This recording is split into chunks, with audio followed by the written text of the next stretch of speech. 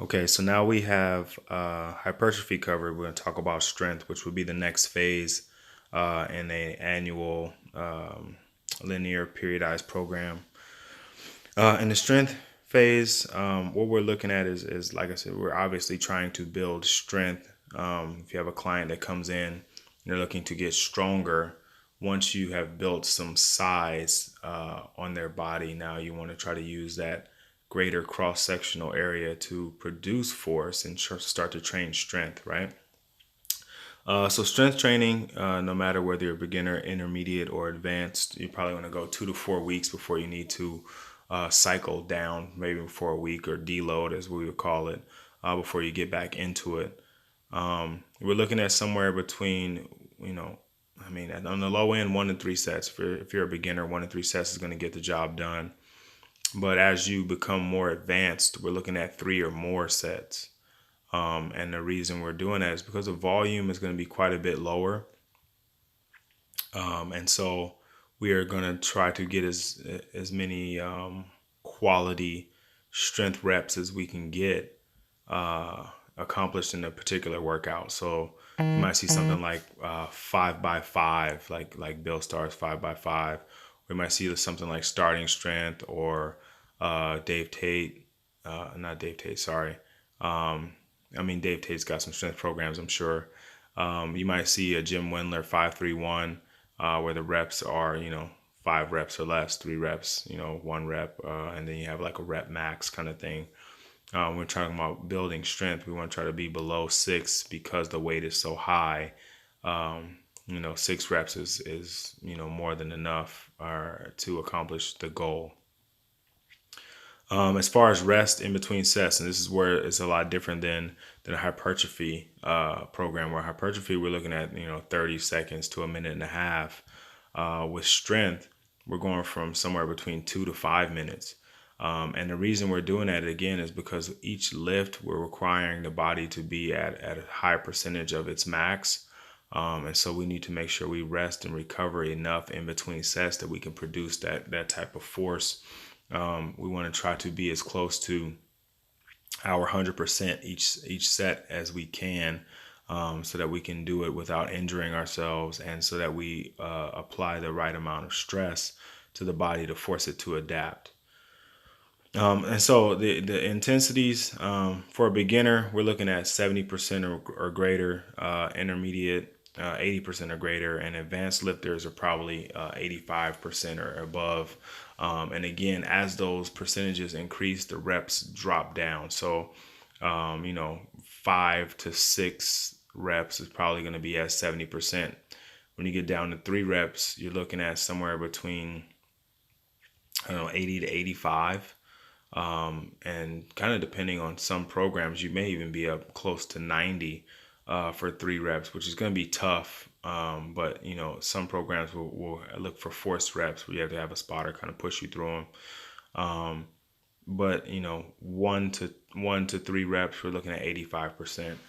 And that's going to kind of again increase that strength level for the athlete or for the person. Volume and intensity, again, volume is low, the intensity is high. Volume always relates to the number of reps. Intensity has to do with the amount of weight or the percentage of your 1 rep max. When would I use a strength program? With the general population, strength is not like a huge thing. If a person comes in with some strength goals, like, I remember when I was a college athlete and I was able to squat 500 pounds, or bench press 300 pounds. We'll look realistically at where they're at in their life, how important it is to them to be able to get back to that, if that's one of their goals, and where we can get realistically. But if their goal is to increase strength, then I'm going to give them a program that involves some strength increase, right? And really, honestly, for any client, there's going to be some part of their programming that involves strength. Just like I said, with any client, there's going to be some part of their program that has hypertrophy. And the reason I'm doing that is because strength is important for life. Being stronger allows you to be able to do things with greater ease, right? And so the task of daily life become easier to do and easier to accomplish with added strength, right? But in general, I'm not trying to make power lifters out of my clients, unless like I said, that's one of their goals. If they have a strength goal, then we're going to do strength training along with some of the other things that are going to be important for their life in general. Um, because once we accomplish that goal, we still need to be able to do some of those other things. So with a strength training program, I may do it in phases. I may not have it be the whole program. It may be a period of time in the programming, much like I said, a linear program, periodized program would have, a cycle that is strength based. But I tend to kind of do programs where everything is mixed, where we're working hypertrophy, we're working strength, we're working power, all in the same program. Some days may be more focused on others, and so we do like an undulating kind of program, or a kind of a hybrid conjugate program where we're working kind of all of the goals all at the same time, so that we're not losing anything while we're building something else. We're kind of always building everything at the same time. But again, so here's a strength training program, or at least the sets and reps that you should be trying to stay within if you're trying to build strength. Again, just like with the hypertrophy, I will put out a week of what a strength program looks like.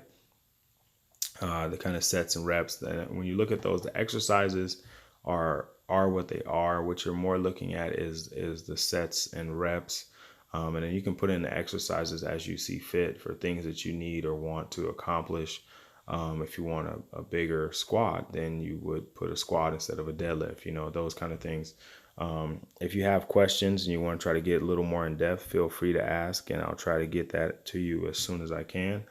Thank you for paying attention.